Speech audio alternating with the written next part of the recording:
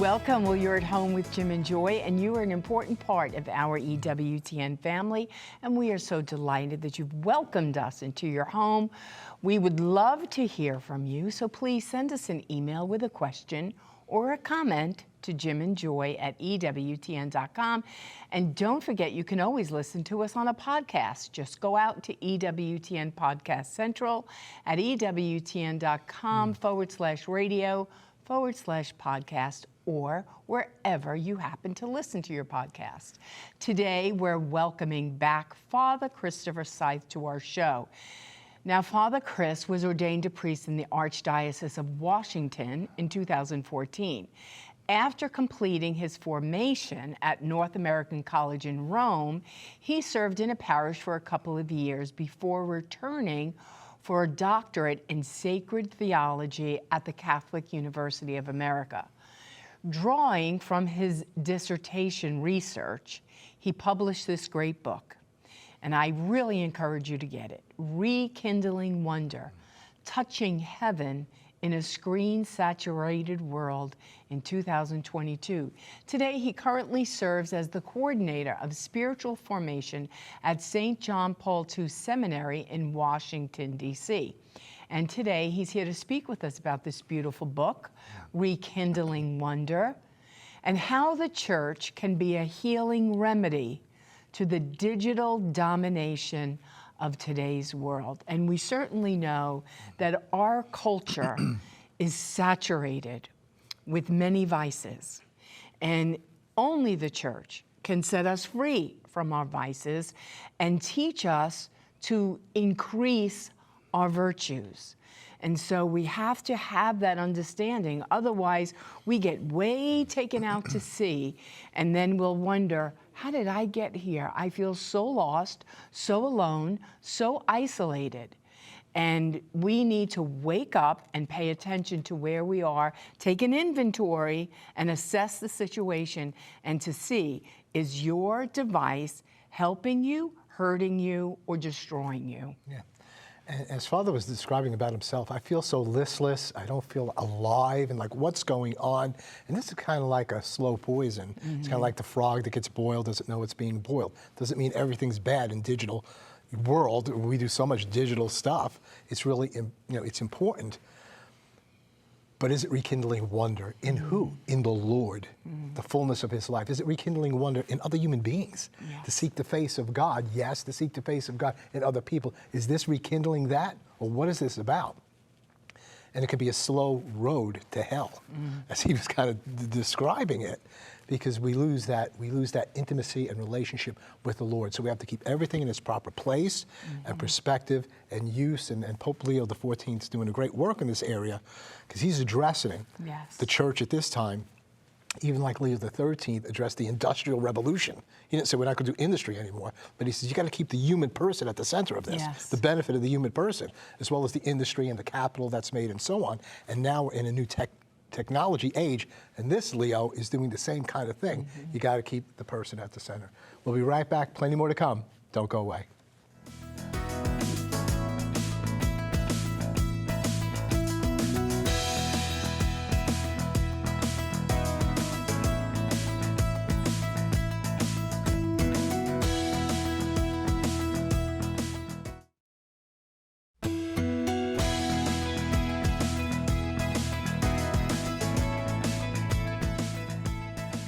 Welcome back. Well, our guest today is Father Christopher Seith. He is the author of Rekindling Wonder, Touching Heaven in a Screen-Saturated World. And I'm just taking it as a great wake-up call for all of us, and to take an interior journey and just to diagnose where we are as a people of God. Wake up is good. Wake up. Right? We're asleep and we don't even know we're asleep. Yeah, go ahead. Go ahead. We're really excited about the interview. We really are. Sure, no, it's fun. But just give us a little summary, a nutshell of Rekindling Wonder. Lots of people who were at the first show, they didn't see the first show. Sure, yeah. So just in a nutshell, tell us what the deal is with the book, why you did it, why you think it's important. Yeah. So the book really came from my own personal experience in many ways of just recognizing, like you mentioned at the kind of the intro, kind of a listlessness and a malaise in my life and a desire to have more, just more depth in day-to-day life. And something seemed off, and I wasn't able to articulate it, like what's going on here. And through experiences with the Lord and with others, my heart really started to expand and deepen. I said, oh my gosh, something's going on here. And a lot of it was connected to my use of screens, because I realized I would be running away from something towards the screen. How many people live in such a way that they're like getting through work and I can't wait till I'm able to just zone out on the screen, in front of the screen, right?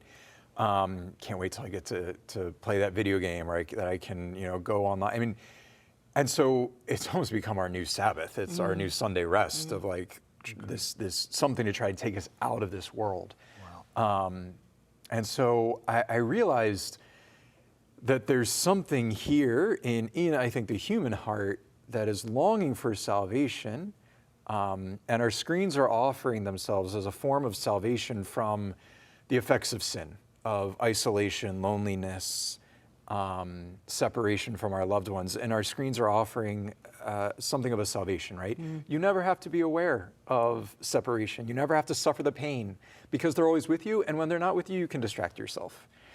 And yeah, I just found, I was like, I'd rather suffer the pain, because if I do that, there's still a connection with that person. Yeah. I'm not as numb.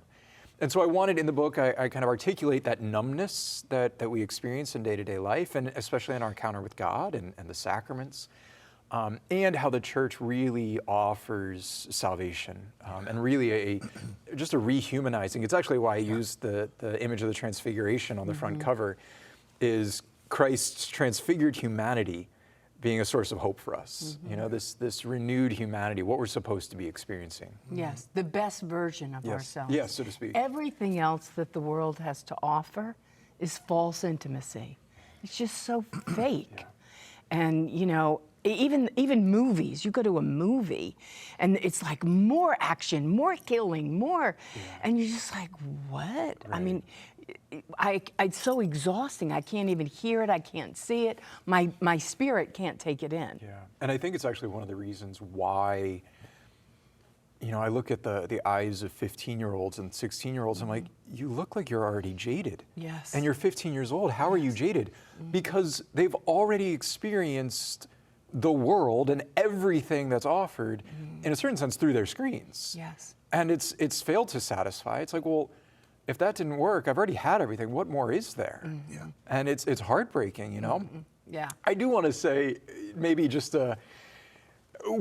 we know, and I think it's important for us to talk about the dangers of all of this. And you've mentioned already, just like, there's something good here. The technology, there's a reason we have technology. The Lord asked us to have dominion over creation. We're supposed to be able to have a healthy control of our environment to a certain extent, right? The danger I find in specifically our digital devices, and maybe just a technological age in general, is I really think we're trying to reverse the effects of original sin through something that we can achieve on our own power.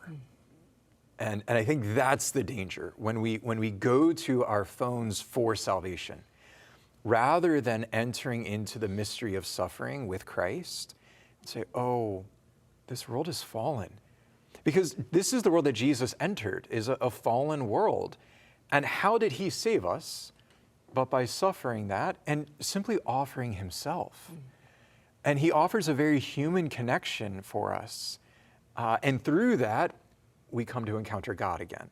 But we can't bypass the cross. We can't bypass the role of sacrifice in our lives if we want to be brought back into communion with God and others. So he's saying we can control that flight from true communion with God and the holistic message of the gospel that he walked through and delivers us away from sin and death in the world and the flesh and Satan. So whether we know it or not, we kind of move away from that and we're in control of the salvation that we think salvation is Pelagianism or something. It's like what we're Yeah. doing, Yeah. achieving, controlling, and that feels more safe, less vulnerable. Yeah. That's a great word, like less vulnerable and more safe. That's exactly it, right? It's scary. But we're in danger. Right. And it's temporary comfort. Yes. It's just temporary. Yeah. Father, so many times in your book you talked about acedia. Yes, yes. Tell our family the definition Good. and how we can come out of that vice. Sure. So acedia has a long kind of tradition in the church, and it's one of the 7 deadly vices or deadly sins, and we think of it basically the way St. Thomas talks about it, and I usually just refer to his articulation of it as a spiritual sadness. So it's a sadness in view of the divine good within us. So the way I bring it up in the book, and I find it to be the most helpful articulation of this, is actually from a scene from Lord of the Rings. And I love this book, Lord of the Rings, and so there's this quest that this fellowship is on, and they're on this quest, and it's really hard, and as they're going, one of the members of the fellowship dies, and it's heartbreaking, and finally they're able to go into a little bit of repose. And there's one character, Gimli, who's very gruff, and he's just kind of hardy and hardened even. And he's like, I'm not gonna like this land, you know. And they go into this land, and there's this beautiful elven queen, and he sees her, and his heart is smitten, and he just it's so healing for him to see her beauty. And then when they leave that land and they have to continue on their quest, he says, "Tell me, why did I come on this quest? Truly, Elrond, the one who sent us out, truly he spoke, saying, we could not foresee what we might meet upon the road. Torment in the dark was the danger I feared, and it did not hold me back. But I would not have come had I known the danger of light and joy. Truly, I have taken my most grievous wound at this parting." Right? I wouldn't have come had I known the danger of light and joy. That danger of finding new life. Yeah. Right? Oh, we experience this every now and then. And we realize I'm created for something more, something that transcends this world. And then we're brought back into just day-to-day life, and I'd rather not live for. I wish I hadn't experienced that. You know, if you've seen Men in Black, this is one of the characters, you know, is looking at his former love, and one of the guys says, yeah, better to have loved and lost than never to have loved at all. And he says, try it. Yeah. You know, that pain, right? We don't want to live with that pain, where we get a taste of what fullness of life looks like. And, I don't want that. Yeah. I don't want to be created for communion. I wish I weren't made in the image and likeness of God, who is a communion of persons. Right. And so in sadness and despair, and this is what acedia is, we recognize this call towards communion in God, and in sadness and despair, we reject that. Yeah. And we choose to live a shadowy life, and we fill ourselves with all sorts of other vices. So this is why there are other connecting vices to acedia. Distractedness, really an attempt to like tear down what is beautiful. Anything that would remind me that I'm called to communion, I want to get rid of that in my life, right? So a certain anger, a laziness, and we live in this way, and kind of a fake joy, right? I have to artificially stimulate myself to find joy because I can no longer find it in communion. Right. It's a manufactured happiness. Yes. And it's all temporary. Yeah. You know, and it's when you experience it and you taste it, and when you know full love, full joy, you can identify the imitation. Yes. You know, it's like that ain't real, because you know love, you know beauty, you know truth, because that's all the stuff that sets us free, and then sets our hearts on fire. Yeah. So then we can tell somebody else, and to say to another human being, you were made for more. Or say to another human being, you're better than that. Because I know God in you. And they don't even know it's awakened. It's dead, dormant, done. You know, and God's like, call it forth. You know, but you need another live person who's fully alive to call somebody else forth. And we must Yeah. do that. And this is what the saints do, right? Yes. Through their love, they're able to see the authentic person. Yeah. And they call that out because they're like, I see you, right? There's an intimacy that a saint is able to enter into with another person because they see the person's true self made in the image and likeness of God. Yes. And that's the call of evangelization, and that's the way we're wired and made, that we can't affirm ourselves Yes. into this happiness, into this way, but that God's doing that, the mother's doing that who's nursing the child and gazing upon the child, and we get the opportunity to do that for others, and they get the opportunity to do that for us. Do what? To take the essence of the person's being out of them and tell them what you see and kiss it and put it back in and say, be at home in your own body and who you are. Yes. And that's what you were saying earlier on in the first show. You know, like I said to you, well, you get thrown out of places because you say you regulate the phone. He said, no, as a matter of fact, I find it quite easy to share with people when I'm face to face with them. Share more about that, because this is what the gospel is about. This is what the incarnation is about.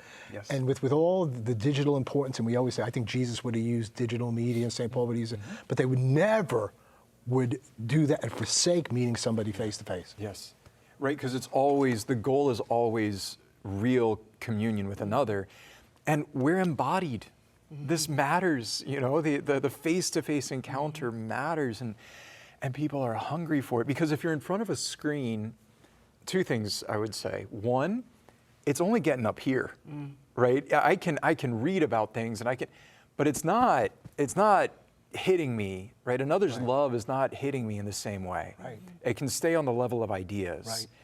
The other thing is, if I'm in front of a screen, I can be 1,000 different places, right? But when somebody's in front of you in the flesh, they're right there.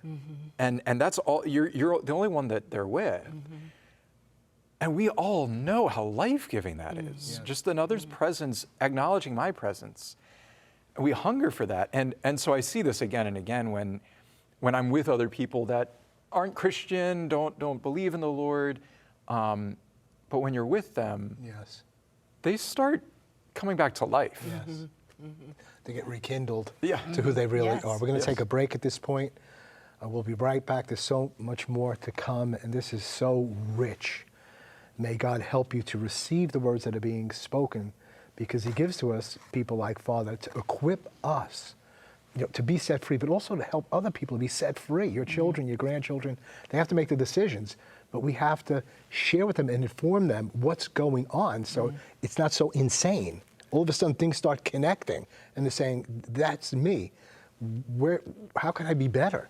And we can share the gospel of Jesus Christ with them. We'll be right back. Don't go away.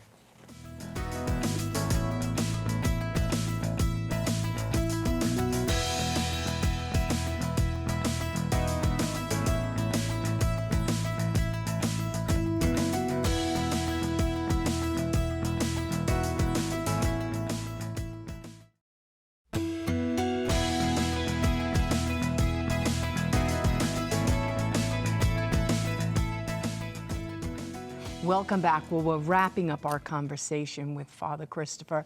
Now, we want hope. We want love. We want beauty. yes. We want truth. Yes. Tell our family what we're looking for, what the church can offer us, the people who are looking for real beauty and communion.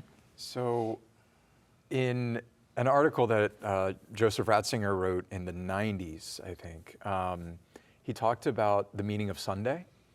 And he has this interesting line. He says he thinks that the escape into, he doesn't use these words, but the escape into the digital world, he says he thinks it's coming from a nostalgia for what Christians used to experience in celebrating the Lord's Day, and what they still experience if they enter into that. They're looking for what we celebrate on Sunday, which is something that gives meaning to our lives, that takes us out of ourselves. And so I think what the church has to offer, ultimately, is Sunday, is a celebratory life, a festive life, and in sacrificial worship, right? Yeah. Where when you go to Mass, I mean, this seems so sort of, ethereal, or, okay, yeah, this is the answer is Mass. It's like, but actually it is. Because what takes place is that for a time, we step away from the busyness of the world and we say, that is not what my life is for. And I will take an hour, however much time, away from all of that for no practical purpose. And in doing that, we remember who we are as children of God, right? Oh, wait a minute. All of that work, important, good. But it's also that I can be with the Lord. It's also that I can offer myself. I have more of myself to offer to God. It's all lived in love, right? And so I think the Mass, because it is this sacrificial self-offering of Christ to the Father that we enter into through communion, it reorients us and it reminds us who we really are. And so I think the Church, what she has to offer is her sacrificial worship, right? Is the worship of Christ. We really felt that after we, read your book, and then we're going to Mass and saying, well, if the screen isn't the ultimate reality, and even less in doing this, what is? And I said, it must be the Mass, all the dimensions of the Mass, and what's going on. And we just wanted to go even more, and we thought that we knew so much. I said, I want ultimate reality, and this is what Christ has given to the Church to do, and it's something that I forget.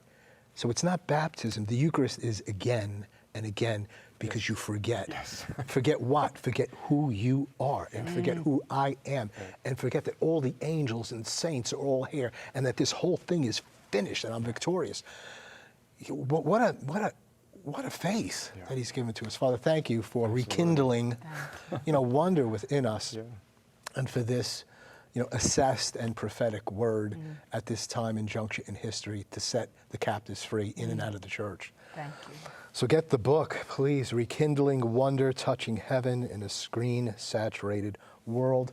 Father is equipping us that we might be set free. Father is equipping us so that we get a handle on what's going on. It's like hearing something up in your attic. Is that a lion up there? Is this a mouse? What is this? And He's helping us to get our hands around this thing and to name it. When you can name something that's going on, whether it's acedia, whatever the names are, then you can say, I want the opposite of that. Who's offering that? Jesus Christ and His Church. But you need to respond to that. Respond today to the gospel of the Lord Jesus Christ that you heard today. Eye has not seen, ear has not heard, neither has it entered into the heart of man the wonderful things that God has in store. But those who love Him, I love you, Lord. I love you, Jesus. Come back to the Church. You're an important part of this family. You're never alone. You're always at home with Jim and Joy. Bye now.